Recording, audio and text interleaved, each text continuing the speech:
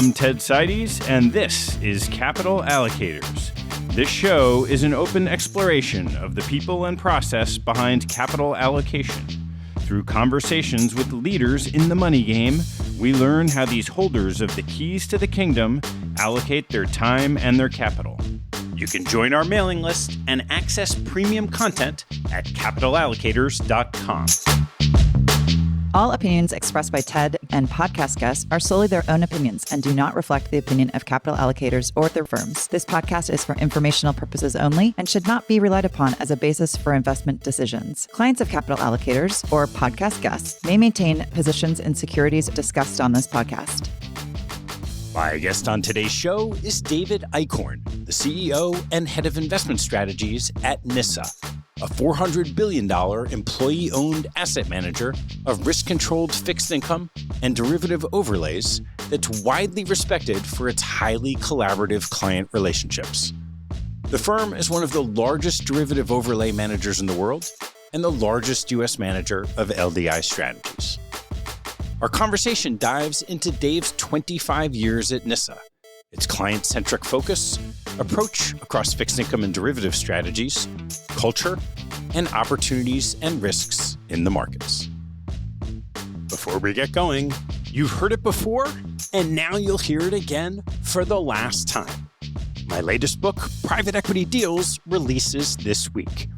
It contains an overview of the industry and a dozen case studies as told by some of the top private equity players who spend every day, to take a phrase from Hamilton, in the room where it happens. You'll enjoy reading some or all of this book if you like learning about how private equity works, or if you like stories of businesses across industries ranging from garage doors and industrial parts to sports teams and private ski clubs. And you'll want to share the book with a key person you really need to inform about what private equity is, whether that's a board member or a member of your family. Have a look and tell a friend. And if you do that, I can guarantee we'll sell 2 copies. And who knows what happens from there. Thanks so much for spreading the word about my latest book, Private Equity Deals. Please enjoy my conversation with David Eichhorn. Dave, thanks so much for joining me. Oh, I'm delighted to be here. Thanks, Ted. Why don't you take me all the way back to your first thinking about business? I grew up in South St. Louis City, and I guess my first business was a lawn mowing service. Started with my one elderly neighbor. I think I was either in 6th or 7th grade. I'm a Gen Xer, so to just cut somebody loose with a pretty dangerous machine, and I was a big kid. That lawnmower was bigger than me. So I started cutting lawns. I started cutting her lawn. I'm like, wow, there's a lot of money in a short amount of time. And so got flyers out, I'm going to say 8th grade, where I really started to accumulate a client list. And these are South City lawns. You can picture them small. They all have usually like a 5 or 6 foot tall hill. But the funniest thing, I really had bad allergies. And so there'd be times I may have sneezed 30 times on a tiny lawn that took me 20 minutes to cut. And so occasionally I'd get tips, and I think it was just out of pity. So certainly learned a lot, printed up business cards and all those things, and learned a lot about business, certainly hard work. Expectation, my dad was great. He pointed out things like, hey, I was still a kid, so sometimes I wouldn't cut Mrs. So-and-so's lawn today. It'll be tomorrow. He's like, they're waiting for you. You better let them know. Manage expectations. They don't need it cut today. So there's just little things like that. But that was some of probably the earliest learning, and also just the difference between doing that versus a lot of my buddies would go work child labor for other lawn care around town. And I mean, I just tripled up or quadrupled up the per hourly rate. My dad, who's just about to turn 96, still carries one of those business cards in his wallet. So certainly learned that. I have my kids work. It's important to work jobs when you're younger. I was a janitor at a convent. I worked at a local custard store. That's kind of a big deal in St. Louis. What were some of the other important lessons you learned from those early work experiences? So for folks who know St. Louis, there's a custard stand, 2 of them, Ted Drew's Frozen Custard, which is kind of iconic. And I started working there right at the end of high school, actually. And it was hard work. They paid way above typical rates, and they expected to own you, including the hours. So people don't believe it through college. In the summer, we would typically work 50, 60 hours a week. And in the school year, because I went to school in town in Wash U, I would work quite a bit. Frozen custard sales fall off, but they'd sell Christmas trees in the winter. And so right when exams hit in the winter, it would be time to be out on the tree lot. So worked tons of hours, but they paid really, really well. And it just paid a lot of bills. So certainly, what did I learn? Hard work. Ted Drew's as a person, so proprietor owned. We'll talk maybe about NISA and employee owned, but maybe I didn't like it then because he could be hard. He'd come in and literally test the temperature of the hot fudge and were the bananas ripening too quickly. And he was a hard guy to work for, but his name was on the building and it said something about employee owned. I'd love to say I was smart enough, I figured that out. But something got ingrained in me in that employee ownership's a big deal on quality. And he was asked millions of times to franchise, and he never did. He thought that would lead to mediocrity. And so I think I also learned things about you measure your growth. I'd love to say I was learning that at 18, 19, and whatever, far from it. But as I reflect back on it, I certainly remember that. And perhaps most noteworthy, I met my wife of now 25 years. We both worked there. How did you get from those early experiences into finance? I was always a geek at heart. That was before being a geek was cool. Now tech geeks have made that easy. I went to a high school, St. Lucie High, that probably celebrated nerdiness earlier than its time. I was always a math quant guy. My dad had heard, because he was involved in the insurance industry, actuaries make a lot of money and whatever. So I thought about doing that. So ended up at Wash U and was going to major in math. And they didn't actually have an actuarial program. So I also was a major in finance at that time. I loved the math. The math were the hard classes for sure. I mean, those are the ones, I didn't skip those classes. The business school, maybe I didn't make every class there. So that was a time where really the quantitativeness of finance wasn't common, certainly at an undergraduate level. So I was the only math major in the finance program. I mean, now there's whole programs that are quantitative in nature. Would love to say that was some perfect plan. It gave me just a huge leg up because I could kind of code a little bit, in 96 or 95, and knew a lot of math. It was the geeky quantitativeness in me that drove me certainly to that double major. And what was your first start in investing? I started at JP Morgan right out of school. I won't say luck and serendipity the whole time because it'll get silly, but a professor of mine stopped me in the hall. I never wanted to leave St. Louis. And Phil Dybvig, who's now Nobel laureate, Phil Dybvig, bumped into me and said, hey, I do this consulting for the Capital Market Research Group at JP Morgan. I learned later it's 17 PhDs that do the asset management capital market research. And they're looking for some undergrads, maybe grunt work, whatever. Can I send your resume? He sent that resume and they had me in and ultimately decided to hire me. What was your trajectory from getting started? The first thing I did was turn down that job, which was probably the dumbest thing I've ever done. I was a little wimpish to move away to school when JP Morgan and Mike Granito gave me that job. Just an amazing act of kindness by Mike that I'll never be able to repay. So I lived at home. So Mike, managing director of JP Morgan, calls and talks to my mom about a job offer. Can you imagine? I mean, it's just almost silly. I called him up and I told him I was going to pass. And he said, why would you do that? And I said, I don't really want to live in New York. I don't like New York. He said, oh, well, how much have you been to New York? And I said, well, I took the TWA flight that got in at midnight on Thursday. I interviewed all day and I went to LaGuardia and caught 6 p.m. out. He's like, well, you've never been to New York. You were at our office. And so he did something that for an undergraduate coming into a group of all PhDs, to this day, I don't know why he did it. He said, why don't you come up and I'll have some of the guys take you out next weekend? And he did. And I immediately fell in love with JP Morgan, fell in love with New York. I could see myself living here, at least for a while. And so that's how it started. And then what serendipity there to be an undergrad, little quanti at heart, but dropped in with 17 PhDs in all asset classes. Mike was a fixed income, duration matching, now what we call LDI, but immunization, a guru of past. But there was every asset class imaginable. We set the capital market assumptions for the entire firm.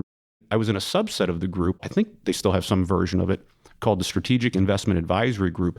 It consulted to clients. It was like an early version of free consulting. Of course, you have to be a big client, but help you on asset allocation topics. Eerily early in my career, I was speaking in front of clients and talking to them about strategies and mean variance optimization or simulations or whatever it was. So it was a combination of just an unbelievable amount of resources, the firm writ large, but my group was silly smart, so I could learn from them. And then the opportunity to learn from clients and learn how to talk to clients. It just couldn't get any better. When you get that kind of launch pad, how did you think about leaving so quickly? Yeah, I knew I always wanted to get back to St. Louis. I hoped I was going to get back, but I really loved institutional asset management. And I love St. Louis dearly, but we're not a hotbed of institutional asset management. We have some great financial services firms, Edward Jones, at the time AG Edwards, but all retail. So I was beginning to lose a little bit of hope, but as things happened, my group was being poached to go over to Credit Suisse. And that got me thinking, and I was getting married in July of 99. This is the time when my wife was graduating. She was still in St. Louis going to pharmacy school. And I was like, this is probably time to look around. And I was like, but boy, St. Louis is going to be tough. I did decide my loyalty to Mike. I wasn't going to go to Credit Suisse. I just owed him that. But a great firm, certainly at the time. And so I reached back out to Phil at WashU and said, is there anybody in St. Louis that I should talk to? And he said, one. And he said, NISA. And I'd forgotten, I'd actually taken a class with Bill Marshall, one of the founders, but it was like second semester, senior year. I was checked out. I wasn't thinking about a job. I already had a job offer. So he connected me with Bill and started talking and got interested. And I was like, this looks really fun. And the other thing that shows you'd rather be lucky than smart. At the time, that was the lead up to the dot-com bubble. I'd read Wired magazine and all this. Startup, employee owned. And I'm probably showing too much of my ignorance, certainly my youthful ignorance. But I didn't appreciate, well, that's very different depending on what industry you're in. And, it's not a tech industry. But NISA was a fledgling startup, in a lot of ways at that time, and really liked the culture of it. I think it was mostly I wanted to come back to St. Louis. But then I was like, that's neat, and it's employee owned, and it's private. I probably thought private, and one day we're going to sell it and make a bunch of money, or who knows what I was thinking. But then took a flyer and started interviewing. But the funny thing is, and Jess Yowitz, the founder of NISA, he was concerned about hiring me because my 3 years at JP Morgan made me too experienced. When I talked to him, you're interviewing, so I'm like, I talked to client XYZ. It made him very nervous, as his comment was, you'll never be satisfied here. And actually, as I look back, I could see why he had that concern, but I guess I'm just more patient. A little bit of NISA lore, a little bit of an internal argument, and I think Jess would still agree to this comment. He said, fine, but you'll have to be the one to fire him, to someone else who then ultimately hired me. So, what was NISA when you joined? So NISA was 5 years old, almost to the day. So we just celebrated our 30-year anniversary, April Fool's Day of this year. And so I joined just before the 50th-year anniversary. So maybe quick backstory there. Jess Yowitz, Bill Marshall, they were professors at Washington University and left in mid-'80s to go to Goldman Sachs to kind of build up their financial strategies group. That was the competitor to Marty Leibowitz's group at Solomon. Built a huge, very successful group. Jess never liked New York, could barely tolerate it, and then wanted to get back to St. Louis. So for a while, he worked out of Goldman Sachs' office in St. Louis. Jess became the first chief investment officer of GSAM when they started it. I could be off by a year, 88 or 89, but finally gave up on New York and flying back and forth. And so he left and they went to a company called National Investment Services of America, which was based in Milwaukee, that had a bit of a generational gap issue. And Jess and Bill and some others, Ken Lester, who's still with NISA to this day, joined from Goldman with the intention of buying them out, which they did in 94. And so when I joined, I still remember Lucky 13, we had $13 billion in AUM. I think the client service team, which is technically what I joined, there were 3 of us. So it was definitely a startup still. So there's been a fair amount of change over those last 25 years, from where you started, where you are today. How do you describe what NISA is today? We've evolved, and so maybe I'll compare and contrast. What we've always wanted to be is wildly client-centric and strategic partners. And when I say client-centric, there are firms in our business that are more product-centric. Okay, let's go in the lab and build something, and let's see who, I could say it with a pejorative, who can we sell it to or who would want it? With our client base, which is institutional, large asset owners, we've always been client-centric. That was partly the early days. I'm not sure if that was completely because it was a perfect business plan or we just had to be. We had to be scrappy and had to be helpful and we'd be a strategic partner. What analysis can we do? What can we do for you just to get ingrained? So maybe it was a perfect foresight or maybe it was intentional or maybe it was a little lucky and we said, well, that works. But we've always wanted to be a strategic partner. I think if you brought our clients in and polled them, we'd say we tend to be their, if not the, one of their key strategic partners. So I think that hasn't changed at all. What has changed, everything. AUM growth, of course, we're over 400 billion in assets. We have almost 400 employees. All those things are blessings and curses. Of course, you like growth, but it's always something, particularly in the role that I have. I'm a finance person at heart, but running NISA, I'm not sure it's my comparative advantage, to be honest. So one thing I have tried to do is keep those core competencies, which is very client-centric, listen to clients. We have very smart clients. Lo and behold, if we can help solve one client's problem, maybe it's unique to that one client. Often there's at least some overlap in the Venn diagram with other clients. And then, wow, then we've got a product. And, Jess used to always say, our best ideas come from our clients, and they really have. Our derivative business, which started just before I joined, was a commodity engagement, not an LDI engagement. It was client wanted exposure to commodities, and unless you're going to own pork bellies or something like that, it's futures based. And so we began running that and figured out how to do that well. And then we just innovated over the years, often driven by what clients' real needs are as opposed to what we think they are. I don't know, we always get that perfectly right, but we're always trying to listen. As you break down that $400 billion today, how does it decompose in terms of the capabilities of the team? We often joke we only do things we understand, so we do very few things. I've kind of adapted that a little bit lately. We only do things we believe in, so we do very few things. Those are not the same, but they're related. So we are a pretty focused shop, even with over $400 billion in AUM. A couple things. So key areas, risk-controlled fixed income, and truly risk-controlled. We're stingy about using risk budgets. So fixed income that we believe delivers true alpha over benchmarks. That's what we did from day one. If we said we had a product on April Fool's Day 94, that was it. And of course, we run against a lot of benchmarks, but predominantly U.S. investment grade fixed income. A big portion of our risk-controlled fixed income is for LDI clients, so liability-driven clients for corporate pension funds. So think of long zero coupon treasury bonds, long corporate bonds, et cetera. We are a very large manager of U.S. treasuries. Our physical assets, over half of them are boring old U.S. treasuries, but they work. They get the job done on hedging, and they're great collateral. So we're a big LDI manager as part of that risk-controlled fixed income. The other main physical asset portfolios we run are equities. We're not as strong believers in active equity as we are in active fixed. So what we've done there for large institutions that pay taxes, we run equity products that are tax smart. So we harvest losses, defer gains. Some of our clients have very unique dividend treatment on the tax code. And so we'll try to tie passively and enhance after tax. So that's our physical side of the house, which is well north of $200 billion now. The remaining AUM are in derivative overlay strategies, and those are quite heterogeneous. So I mentioned it grew up as a commodity strategy, but if you look at it now, about half of those assets we manage are in LDI overlays, or now the term we use more commonly are completion engagements. So think of those, we're using derivatives and bonds there in those completion engagements to complete a liability hedge. So again, our clients are pretty large. So they'll allocate to manager A, B, and C, and NISA. And these completion engagements, they are custom bond/derivative engagements that complete a hedge. So you can leave manager A, who their preferred habitat, they just want to run long gov credit or long credit. Straight benchmark. We do that too, but no shame in that.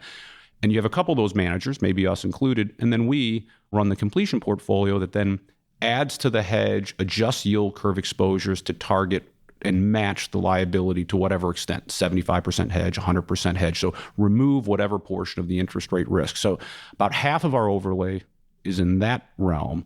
The other half is in everything else, ranging from beta overlays, old portable alpha strategies, rebalancing strategies, tail risk hedging strategies, trend-based strategies. More recently, we've seen an uptick in using various derivative systematic strategies, or what the dealers call QIS strategies, as a liquid alt type strategy or hedge fund replacement. So that's a huge range. We could talk forever about, like I said, we're a custom business across the board. That's really custom, very, very custom.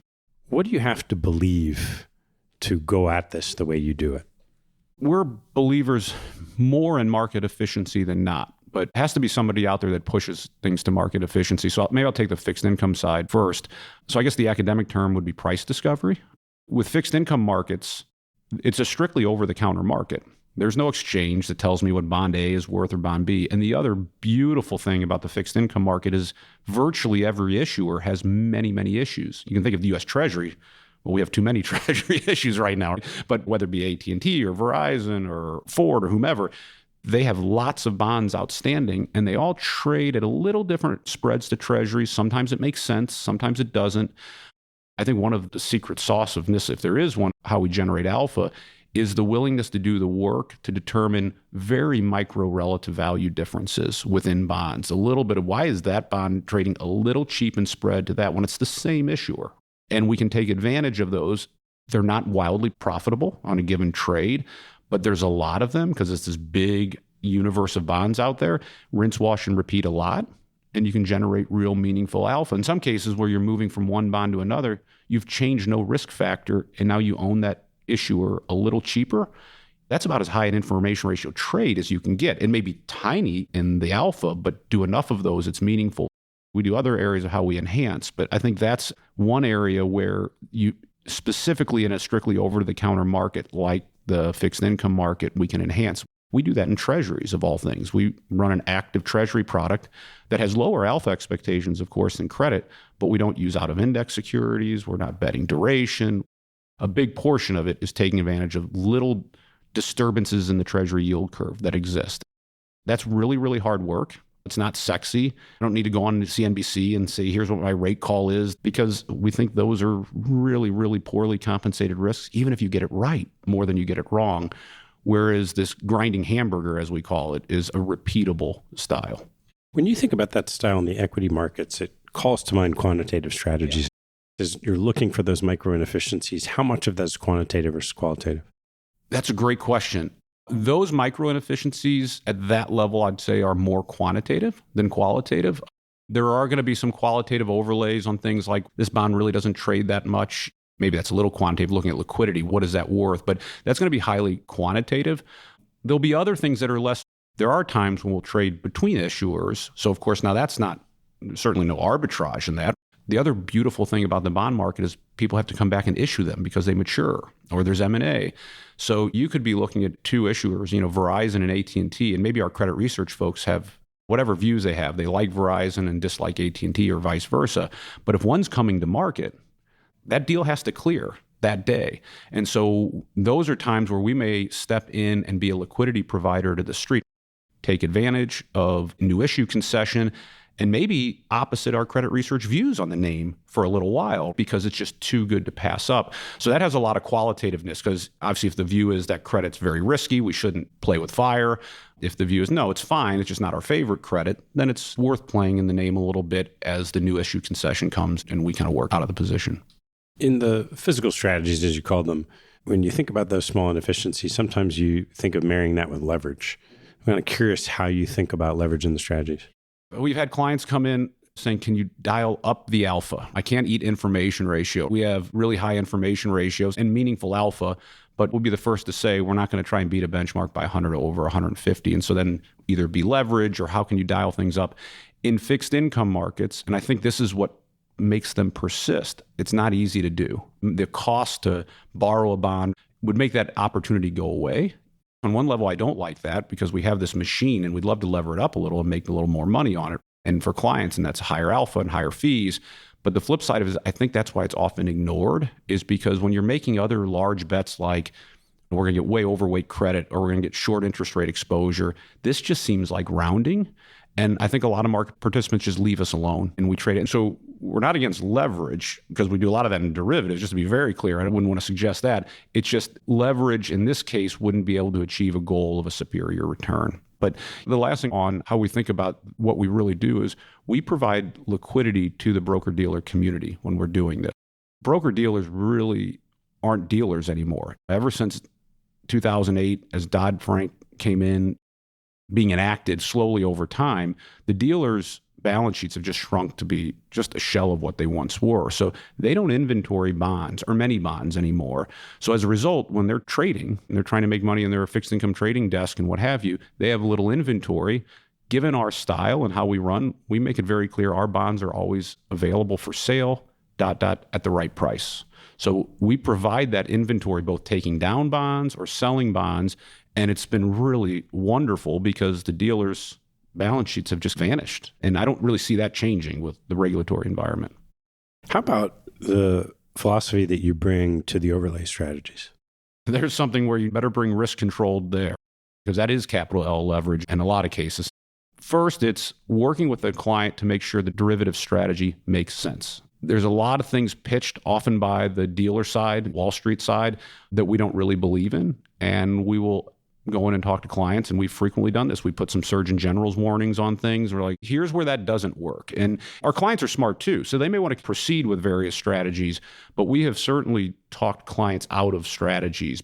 So first is make sure the strategy is right, it's designed right, and it has the right gearing. We're very importantly want to make sure we have the right amount of collateral. If you're leveraging something up, you better make sure you have collateral, and also what's your first source, second source, tertiary source, et cetera, of collateral. So those are huge upfront discussions. That's part of that strategic partnership of spending time what are you trying to achieve with this? And is this the right instrument? And do we need to use swaps? Can we use just simply the futures market? Should we use both markets? Spend a lot of time up front with clients on that. And then when it comes over the wall to us, okay, now go run it. It could be a tail risk hedge strategy or a portable alpha strategy. Then that's where our attention to detail maybe kicks into hyperdrive. Going back pre-financial crisis, we spent a lot of time refining. I would argue our ISDAs are best in class. Who wants to read an ISDA document? Almost no one. But before '08, so when this business started to take off in 2002 and 3 and 4, we were arguing with dealers on making sure both parties were collateralizing all the time. And that was not the standard. And we demanded we collateralize, and we'd collateralize them and vice versa. And they would argue we're AA rated, or whoever it was, could have been Lehman, could have been anyone. And we said, in most cases, this is a near, if not fully funded pension backed by a whole nother organization. So we're the better credit here. And you can imagine how those arguments went. They were like, no, we're whomever, Goldman Sachs or JP Morgan or whatever. They were humbled a little after '08, so we don't have those arguments. So fortunately, with a lot of work, we got those ISDAs set up at that moment to be collateralized fully in each direction. So we'd post, they would post. And that kept us out of a lot of trouble in '08, '09, and still a scary time in a lot of ways.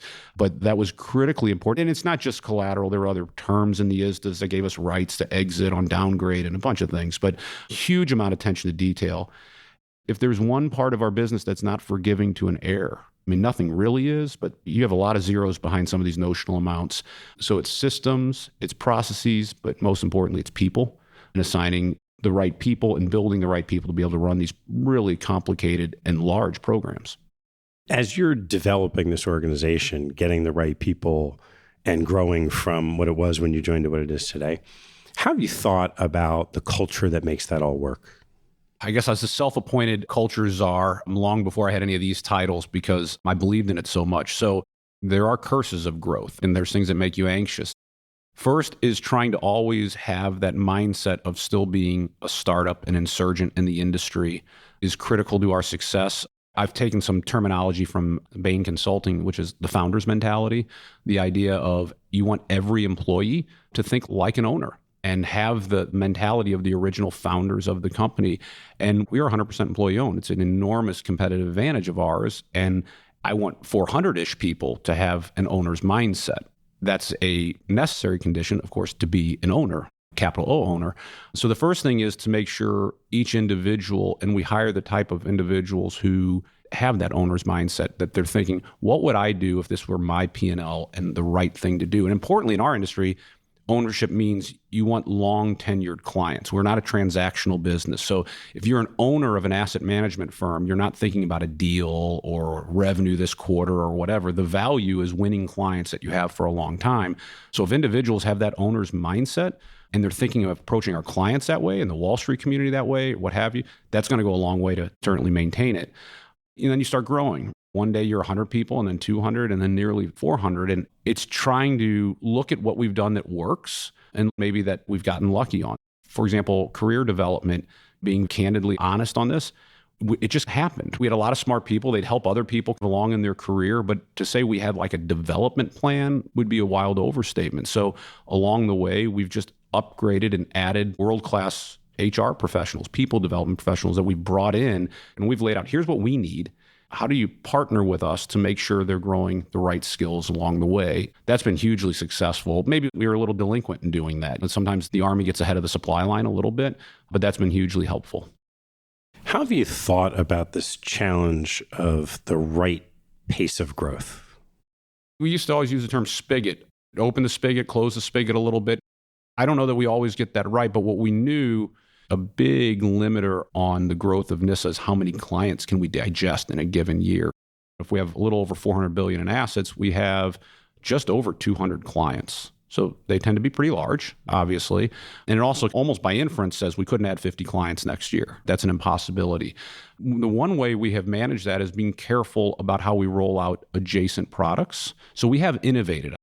But at different times, particularly, I'll say times after the financial crisis in the mid-10s, where people were de-risking and the phone was close as it could ever be to ringing off the hook, Make hay while the sun shines. Let's not be really dabbling in new things. Let's pull in some of the other opportunities and focus less on those right now. And then there's times where, and I think we're in a transitional moment now, where there's partly because we've built such a great team, partly some of our clients are near the end of their glide path journey, so there's less de-risking to do. We've been able to have another little mini shot of innovation in the last several years now. When you're trying to figure out one of those challenges, like what's the right cadence of growth, or how are you going to address a challenge for a client, what's the way you do that internally as an organization? Well, at the client level, it always starts with the client team, and we've always been great about then pulling in, well, who do we think could help solve this for the client internally? And also, importantly, have a lot of conversations with the client, make sure we understood it, a lot of looping. Is this what you really want or not? A term that comes from Bain that I adopted. There's this idea of the paradox of growth, that as an organization, you start, you're nimble, you're an insurgent, you're an entrepreneurial firm. I'd like to think we are all those things. We grow, we're having some success, great. But as you grow, you get bigger. And as you get bigger, inherently there's complexities, bureaucracy can creep in, and you can become sluggish and less nimble. And so the more you grow, the more it stifles growth and it stifles innovation. And so one of the anecdotes that we've adopted is the idea of micro battles. And so what those are is when you identify an area where you say, this could be interesting, or maybe it's a new product, or hey, we want to see if there's other ways to get alpha in this product, things we haven't tried before. And you pull a team together across the firm, depending on what's needed, client team, portfolio management strategies. It generally pulls from every area, operations, often technology. I mean, the amount of data that goes into almost anything we do. So you pull a small team, but that you give them pretty much carte blanche and a very short amount of time. And the idea, it's kind of the fail fast idea, is like, here's what we'd love to have. But as opposed to me making the project and give unlimited time, I'd rather, what can you accomplish in 4 weeks, 6 weeks? And if you can accomplish something meaningful, but even if it's not the full goal, that's usually better than finding out in a year that, I don't know, this is going to work. What it does is it energizes folks. To be very clear, it tires people out. The term is a sprint. It's a serious sprint. And they're not all going to work. Also, we're very clear that that's okay. That's not a failure. That means we've found something that's not working for that product area, that client segment. But we've had enough really successful micro battles that people are excited. It's almost confidence instilling that, hey, we can do something meaningful and impact the firm. And I think it's a great way to re-inject also that owner's mindset. There's no doubt, because you almost give an ownership mentality definitionally in what can be explored. Also, there's a responsibility that comes with that. You need to back it up with data. You need to spend time on something that we think is going to be useful. So we've used those quite a bit over the years, and they've been really powerful and also fun just because people get to work with folks they haven't worked with as much before, create some great dynamics internally. What are some examples of some of those successes? So I mentioned those completion engagements. So that's an area that's grown, depending on how you measure it, 25% a year for the last 5+ years. I mean, in asset management, maybe but for things like private credit. You can't say that about anything. And that's clients looking to hire us to complete the hedge of their liability. And we've had huge growth in both the assets, number of clients, et cetera. It's been great. But with that comes scalability issues. One great micro battle that was done was scalability. How can we quickly scale this product better than we're doing it now? And some of the results that came back were just in a short amount of time, almost full revamps of systems, how we ingest data, the robustness of how we ingest data.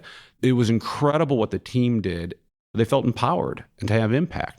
That was a really fun example of a huge success. If you want to set a team off to go do a micro battle, tackle a project, what have you figured out of the rules of engagement that make that successful? Probably still learning on that. I think the one is a lot of freedom. The term servant leader gets used a lot these days. But one key element is not putting the most senior people in the micro battle. Because even though I think we have intellectually humble senior folks, you can't help but there's going to be deference to that view. Like, so I've never been a member of one, but even a group below me wouldn't be a member, because at the end of it, I can always get their views on things. That's not what I'm looking for. So a big element is making sure it's just a notch below. Not that there aren't senior people involved, but to where it's individuals where there's no one in the room who's going to have immediately some sense of a proxy of a mandate. I think that's critically important. And then the other is just that reminder of best idea wins. And particularly in this arena, this is not winning arguments. It's not trying to get your view across. It is truly the best idea, because you're going to have to come and prove it to others if you want to implement that. And so a big reminder of that goes out always each time we launch one of those. So we've had this big change in rate environment. I'm curious, as you're having these conversations with their clients, what are the needs that you and your team have been addressing over the last couple of years? Depending on where they were in their hedging journey, there's times where there's maybe therapy sessions when it breaks down to, maybe for us too. We manage a lot of long bonds, so obviously our AUM was affected when interest rates go up at the pace they did in a year and a half. The fortunate thing is every one of our clients who are using LDI strategies, completion strategies, derivatives, et cetera, from day one, even though rates seem to only go down forever, we made it very clear this is a hedge. This is not to make money. We're always going to compare it to the liability. And when you're partially hedged, you actually want to lose money on the hedge. You want rates to go up because you're partially hedged. That means the other portion, you're picking up ground on your liability. That didn't happen so much for about 10 years.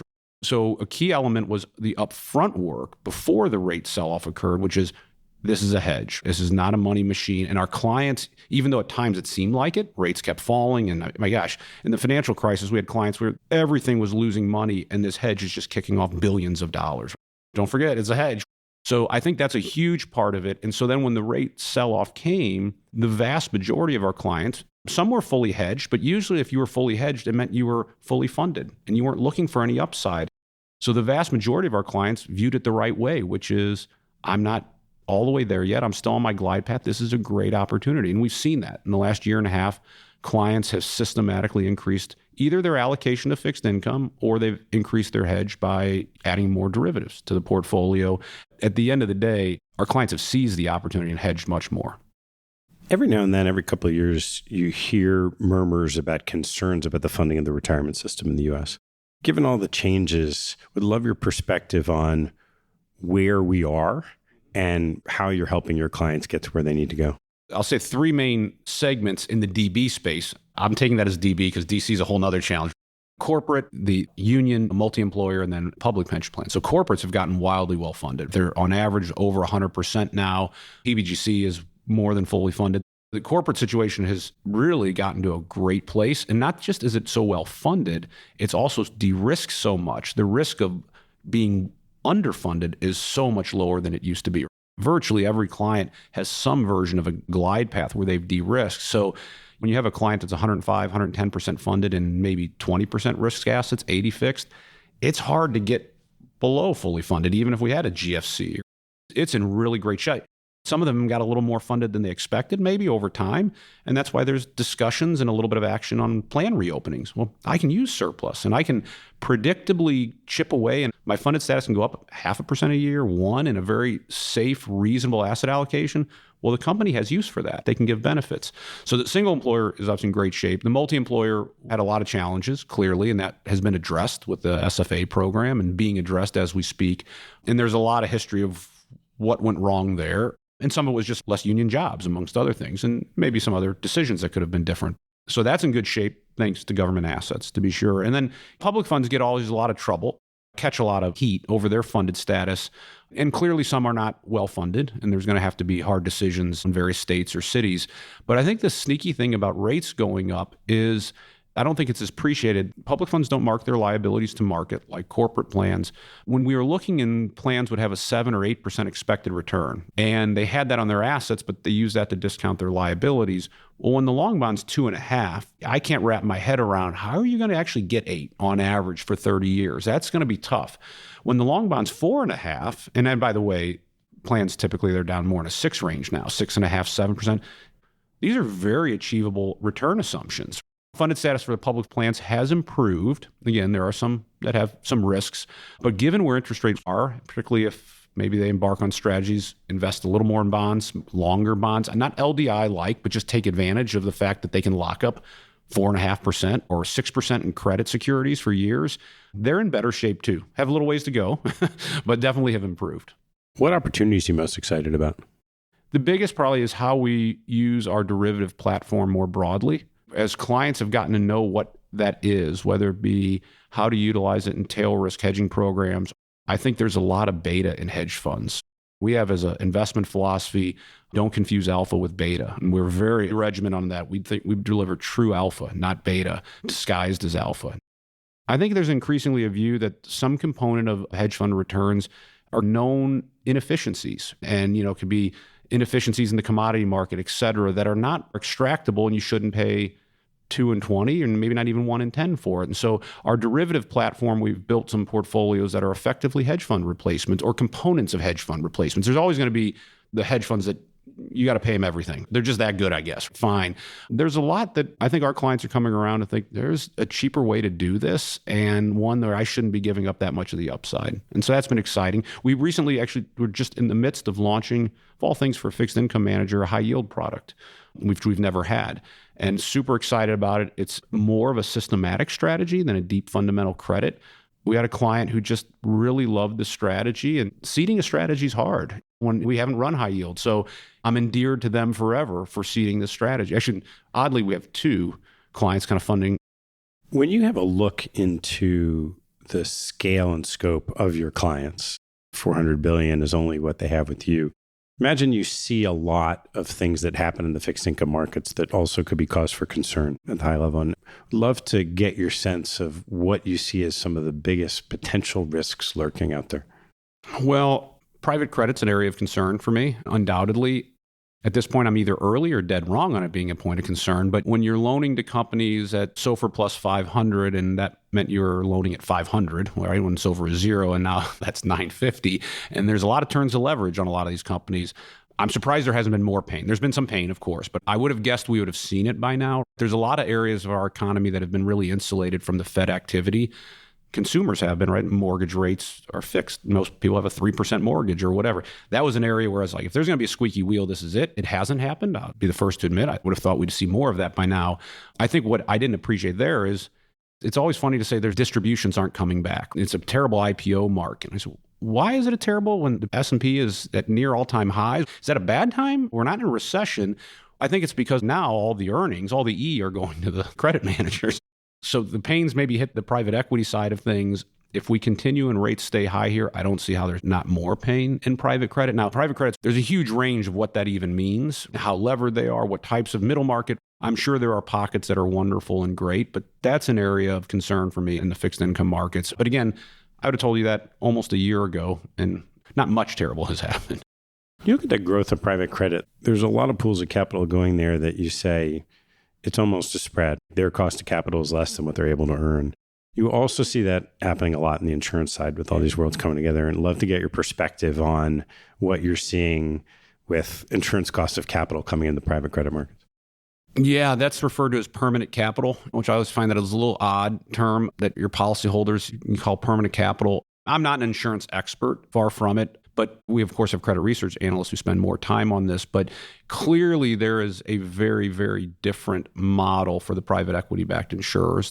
A lot of insurers are using private credit, to be sure, but the private equity-backed are using it much more, and other products, whether it be CLOs, and using a lot of offshore reinsurance.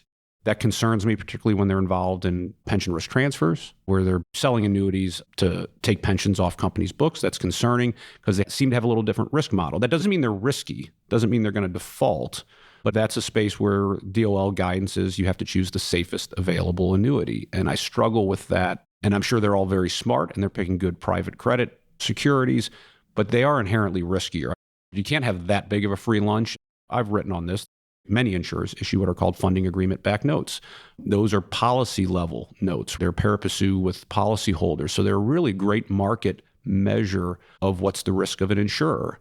And you just see it in that data. The private equity-backed have a different spread, meaning a much higher spread than what I'll call traditional. The traditionals are using private credit to a degree, just not nearly to the extent. So to me, there is a riskiness. I'm a big Hyman Minsky fan. At the end of the day, right, stability breeds instability. It's working. It has worked until it spectacularly doesn't in somewhere in our economy. I don't know if this is the area, but it certainly has the potential to be. How do you think about protecting against that possibility? It comes down to asset allocation. I started, going back to my JP Morgan description, as working on asset allocation, not the active side. And I'm a fan of the old Brinson studies that are ancient now, but they're still right, which is asset allocation. And I say that as an active manager, it's going to dwarf what we can do for you. So the first thing is all things in moderation. There's no such thing as poison. It's the dose that kills you. So if you're an institutional investor, even if I'm concerned about private, and we were just talking to a client today, they're investing in private credit, but it's in a few percent. That's very reasonable. One positive is from what I can tell, most of those assets are held in strong hands and they're dispersed as opposed to the banking sector. So the existence of private credit and its role, including even insurers owning it to an amount, makes a lot of sense, and it's spreading it out into strong hands to where if I'm right, and that asset class was far, far too expensive, the pain gets spread around, which means we don't have massive economic repercussions as opposed to when the pain's focused. If it were focused in insurance, that would be terrible. If it's focused in banking, that would be terrible. So that is one great thing. There's been a great disintermediation there that I think is a positive of, quote, the shadow banking of private credit. But main thing is asset allocation ultimately is the salve on everything, and making sure there's genuine diversification. And the related, making sure you don't have sneaky beta. I know you had Cliff Asness on recently, and I know he's talked about this. It annoys me a bit that private assets don't get marked at all. And that doesn't make them less risky. In fact, they're probably more risky typically than a public market equivalent. So that's an arena where I think sometimes if clients are getting lulled into that and then they allocate a little more and a little more, that's another Minsky moment. Keep allocating. Like, wait, how did we get that much in private credit? And that's what can happen. And we've never seen that environment. That's what worries me, is that sneaky beta that shows up at the wrong time. Dave, what do you think NISA looks like 5 years from now? Hopefully a lot like what we are, which is working closely with clients and having fun working closely with clients. We've had various, epoch would be too strong of a word, of different times of innovation and then making hay while the sun shines. In the middle there's this financial crisis where it was just terrifying, but everything happily worked out. I think we are in a little mini epoch of innovation and working with clients. A couple new products I alluded to. Like, so we don't bring out new, wildly different products. They're always near adjacencies. I think just a continued measured, but maybe slightly accelerated innovation in the environment we're in. A little bit of mental bandwidth freeing up for a host of reasons. We've built out a great technology team. Sometimes you have technology debt. We had a huge technology debt from growing as much as we did, and we did some massive projects that have freed some capacity for some innovations. I think it's just going to be listening to clients very near adjacencies and continuing to evolve in a pretty measured way. Dave, I want to make sure I get a chance to ask you a couple closing questions. What is your favorite hobby or activity outside of work and family? That is an easy one. It is woodworking. Always loved it. I started it before I had kids, and I had less disposable income than I had kids, and I literally stopped and everything kind of rusted. And then Providence, maybe, as my kids got to the age where they didn't want me around as much, I started to rebuild my shop. I had a little more disposable income, so I have a pretty nice shop at this point. And Providence was basically built it all out right before COVID hit. So at this point, all the furniture in my office I've made. The last thing was I took delivery of a desk that was a unique build. I'm a huge St. Louis fan. All the wood I use is actually from St. Louis City trees that are downed, that a company goes out and grabs them and rough mills them. And so I have this huge live edge slab that's the top of my desk that I'm super excited about. What's one fact that most people don't know about you? My best friends in the world I've known since kindergarten. When it does come up, people are always stunned by it, that I have a big group of friends, most of which went to the same little Catholic school on the south side of St. Louis, and we still hang out together. One of the best ideas, literally professionally or otherwise, I ever had is when it got harder with kids and whatever, 15 years ago. This is maybe the part shouldn't be fit for print, but once a month, we all pick a tiny dive bar somewhere in South St. Louis, descend upon it, and just hang out and get to see each other, because we didn't get to see each other as much as we used to. And the only beer you can drink is Busch beer, because that's what we are. If the bar runs out of Busch beer, it is definitely time to go home in a South City bar. So it's a good indicator. What's your biggest pet peeve? Professionally, it's preambles that get you away, allow you to say something after that has no consequence. Like, really a pet peeve is, I'm not a market timer, but. That's the same when somebody says, don't take offense, but. That's certainly something that, particularly the market timing one, bothers me. The other, non-adherence to closing times at restaurants or bars. I think this goes back to the Ted Drewes had no closing time. Triggered a thought when we were talking about Ted Drewes before. My wife and I both worked there. Nothing was worse than people coming up at midnight and keeping us open a little longer. So one thing, when I'm out with people and you can look around in the restaurants, it's like, we got to go. These people want to go home. It's like, do you know we're keeping these poor people here? That's a huge pet peeve of mine. Which two people have had the biggest impact on your professional life? So many have. I mentioned Phil sending me to JP Morgan, Mike actually hiring me. But professionally, one is super easy. Jess Yao, founding CEO of NISA. It was a true pleasure to apprentice under him. We're still close friends. I think when things go from Gen 1 to Gen 2 in our industry, people don't even speak to each other, much less we have dinner. He still comes in and has lunch frequently. But professionally, just to see him at his craft, learn from him, hopefully at times try and improve on things as well, try to be better. But he had a profound, profound impact. I think I've shown the gratitude, but I'm sure I haven't shown it enough. The other, it will sound gratuitous, is my wife. The reason being is she made a decision when our oldest was born, which is almost 21 years ago now. She made the hard decision that she wanted to just stay home with the kids. And there's obviously a lot of different pathways, but that was undoubtedly her vocation and calling. She was great at it. I bring that up professionally is, boy, did it allow me to put my head down and work and know that Kate's got stuff covered. And it allowed me to do my thing and travel a lot and hustle and know she was there.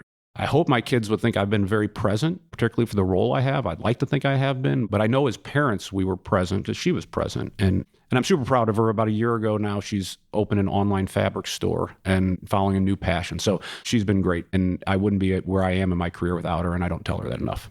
What's the best advice you ever received? Last thing on Ted Drew's, but somehow that came up earlier. Your mom doesn't work here, was the advice. So what that means in context was I was always a hard worker and a hustler and whatever. And I was new there, maybe like third or fourth shift. And we ran out of malt powder. And so I run in back and fill something up and run back. And I'm happy because I'm hustling. And that was a place you had to hustle. That's why they paid you what they did. And came back and I was, okay, great. And go about. And the manager came up to me and said, Dave, your mom doesn't work here. And he walks me back and he shows me I'd made a bit of a mess, kind of in hustling, forgot about it. I felt so little at that moment. So on one level, you'd say, oh, maybe he could have said it better, but I remember it. And what I took away from it is you can't do things half-ass. You've got to do things right, and you've got to do it diligently, and the details matter. And I can remember that. I can remember how crappy I felt for so long after that.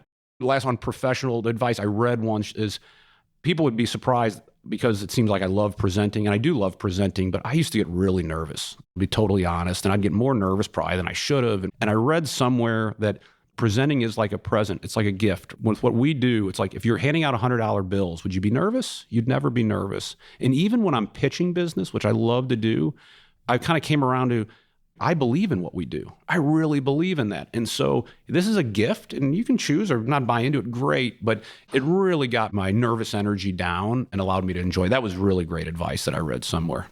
All right, Dave, last one. What life lesson have you learned that you wish you knew a lot earlier in life? I wish I knew more about Stoicism. I'm a modern day Stoic. So if anyone follows another podcaster and author, Ryan Holiday. So interestingly, I studied Latin and Greek in high school of all things. I almost went off of all things to study the classics instead of finance. Now that would have been a twist. I was familiar with the Epictetuses of the world, Cato's and Marcus Aurelius, the philosopher king, but I really came across this much more recently, his writings that just make it more modern. And Stoicism has a terrible connotation of emotionless, as opposed to it's managing your emotions and not letting them control you. And particularly in an industry where markets are just bullies all the time and things break the wrong way. And what I love about it is I think I always had a lot of this element. It's just helped codify it for me and help me remind myself at times, you can only control what you can control. Everything else, it's out of it. Get over it. And in fact, you can control very little. I mean, it comes down to almost just your thoughts. For anyone who hasn't come across it, I think it's really powerful to help balance you, particularly in our industry, as I said, that can humble you fast. Well, Dave, thanks so much for sharing this great story of how you've worked with clients for so long. It's been an absolute pleasure, and thanks so much for having me on. Thanks for listening to the show. To learn more, hop on our website at capitalallocators.com, where you can join our mailing list, access past shows, learn about our gatherings, and sign up for premium content, including podcast transcripts, my investment portfolio, and a lot more.